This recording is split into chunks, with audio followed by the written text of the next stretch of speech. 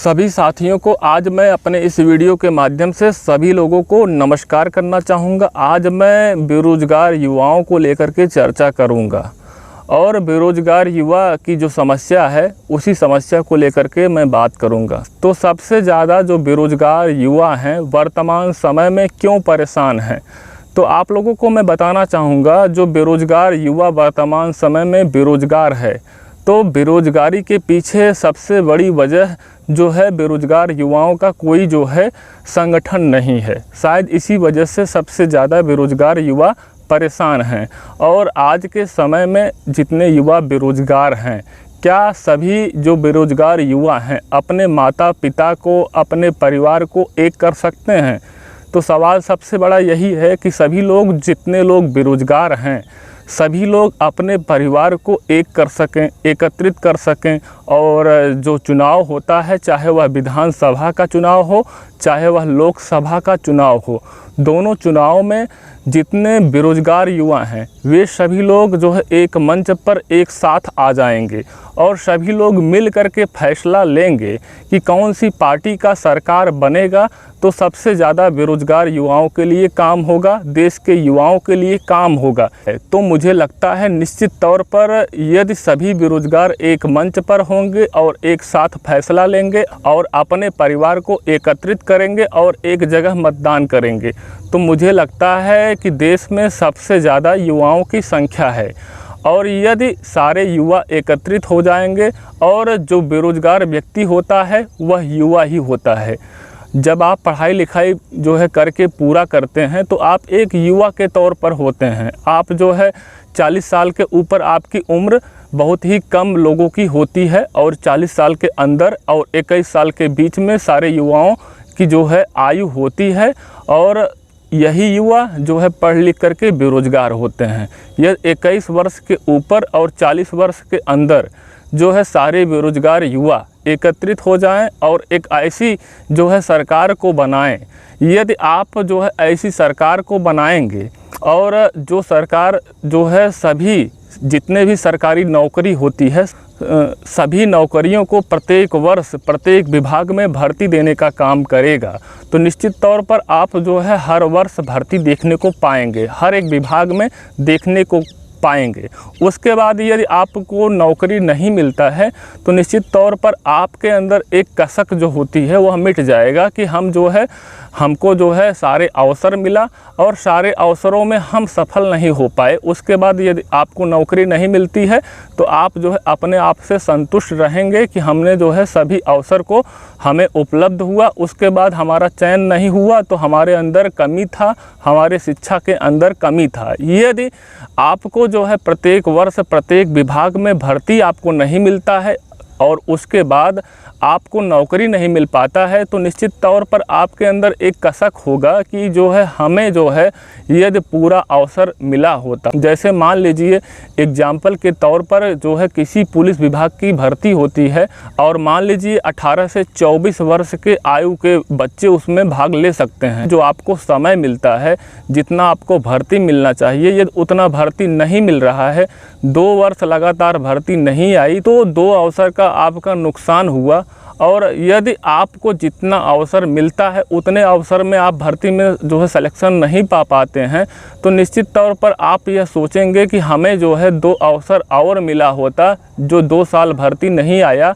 यदि उन 2 साल भर्ती आया होता शायद मेरा सिलेक्शन हो गया होता, हम तैयारी कर लेते। तो निश्चित तौर पर आपके अंदर एक जो है कसक यह ज़रूर रहेगा कि सरकार 2 वर्ष भर्ती नहीं दिया, यदि 2 वर्ष भर्ती आई होती तो मेरा सिलेक्शन हो गया होता। तो निश्चित तौर पर आपके अंदर एक कसक ज़रूर रहेगा कि इस सरकार में 2 अवसर हमको जो मिलना चाहिए था वह नहीं मिला। और आप यह भी जानते हैं सभी भर्तियों में जो आयु सीमा का निर्धारण होता है वह सरकार ही करती है। और यदि उस सरकार में यदि 2 वर्ष उस विभाग में भर्ती नहीं आई तो निश्चित तौर पर इसमें जो है किसका दोष आप मानेंगे? सरकार का ही दोष मानेंगे।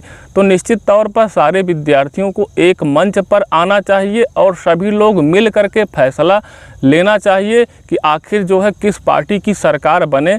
जिस पार्टी की सरकार बने उससे आपको लाभ पहुँचे और आपको लाभ पहुँचेगा और आप रोज़गार पाएंगे तो आपका पूरा परिवार खुशहाल होगा। और छोटे मोटे योजनाओं से यदि आपका परिवार सुखमय होता है तो आप जो है अपने परिवार के जो है मुखिया की बात मान करके जहां आपका मुखिया कहे वहां वोट आप करिए। तो ऐसे स्थिति में क्या जो है उस मुखिया के परिवार में क्या रोज़गार आ पाएगा? और उस मुखिया को भी सोचना चाहिए और समझना चाहिए, जहां विद्यार्थी जो उनके घर का जो विद्यार्थी है, जो पढ़ लिख कर के पूरी पढ़ाई कर चुका है, उस विद्यार्थी का उनको बात मानना चाहिए और उस विद्यार्थी का जहां पर कहना हो, जिस पार्टी के लिए कहे उसे जो है मान करके उस पार्टी को वोट देना चाहिए। और मुखिया को भी इस बात को समझना चाहिए कि जो है जिस भी समुदाय से आप हैं और सारे समुदाय के लोग जहां वोट कर रहे हैं, क्या आपके समुदाय का कोई जो है नेता विधायक बन जाता है या सांसद बन जाता है तो क्या आपके परिवार में रोज़गार आ पाएगा?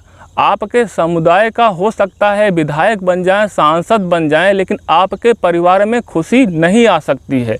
आपके परिवार में तभी खुशी आ सकती है जब आपके परिवार में रोज़गार आएगा।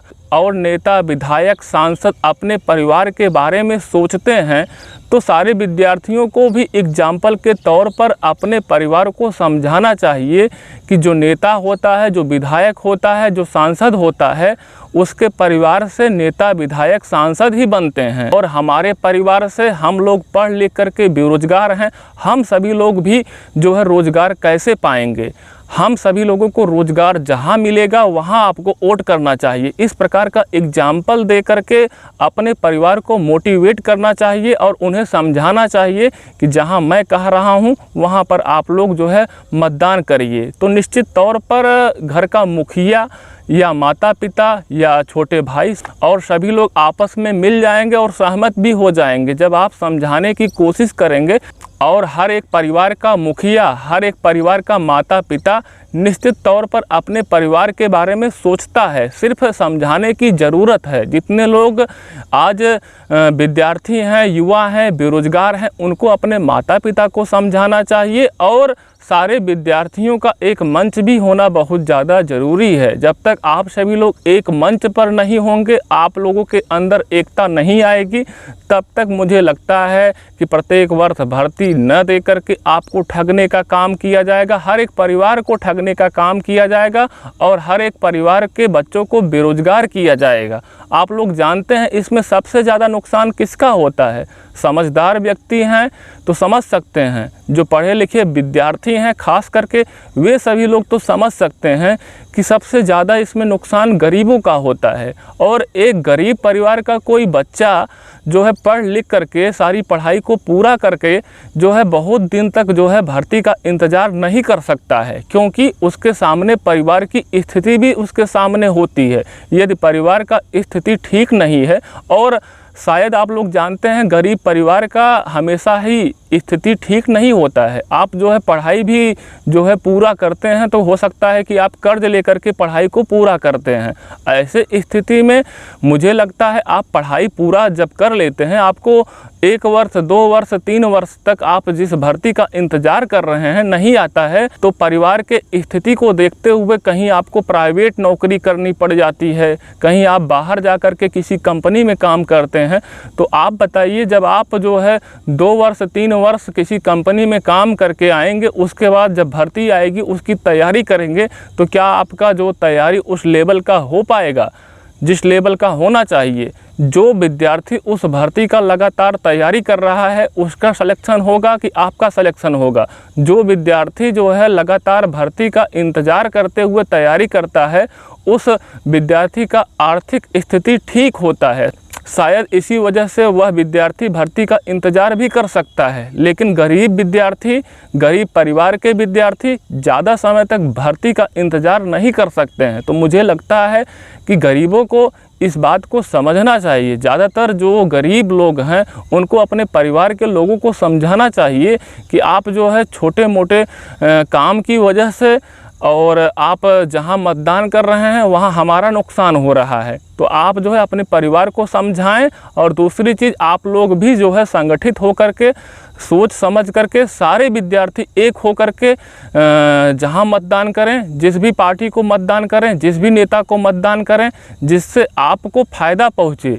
जब सारे लोग अपने परिवार के बारे में सोचते हैं, नेता, विधायक, सांसद जो है अपने परिवार के बारे में सोचते हैं, और उनके परिवार से जो आने वाली जो पीढ़ी होती है, जो आने वाले बच्चे होते हैं, वे लोग भी नेता, विधायक, सांसद बनते हैं। तो आपको भी अपने परिवार के बारे में सोचना है कि जहां पर आपका लाभ हो वहां पर आप लोग मतदान करिए, जिससे आपके घर में रोजगार आ सके। और जिस घर में रोजगार आएगा, शायद वह परिवार ऐसा ही कोई होगा जो सुखमय नहीं होगा, और सारे परिवार सुखमय होते हैं। आप लोग भी जो है समझदार हैं, समझदारी का परिचय दें। आप लोग जो है हमारे इस चैनल को सब्सक्राइब करें। हम आपके हित में और इसी तरीके से वीडियो को लेकर के आता रहूँगा। और हमारा यह छोटा यूट्यूब चैनल है। अभी हमारे इस यूट्यूब चैनल पर आप लोगों के सहयोग की ज़रूरत है। जब आप लोगों का सहयोग मिलेगा तो मेरा भी यूट्यूब चैनल अन्य यूट्यूबरों की तुलना में मजबूत होगा, और हम जो है इसी तरीके से आपके हित में वीडियो लेकर के आता रहूँगा।